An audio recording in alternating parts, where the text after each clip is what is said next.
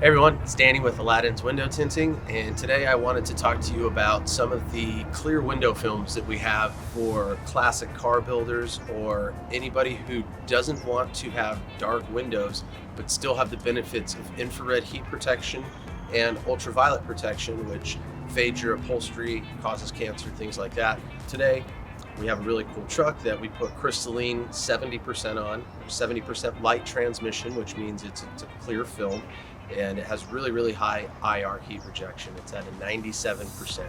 And this is again, Crystalline 70, totally clear. We wanted to just kind of bring you this little product showcase and show you what it looks like to have a clear window film on a vehicle. It hopefully looks very natural and shouldn't look like anything's been done. Message us for details if you wanted to get a quote on any of our clear window films. We have clear films from our Carbon XP line, our ceramic IR line, which are SunTech films, and then we have clear films in our 3M Crystalline film, which is our top tier film, the film that you see on this truck.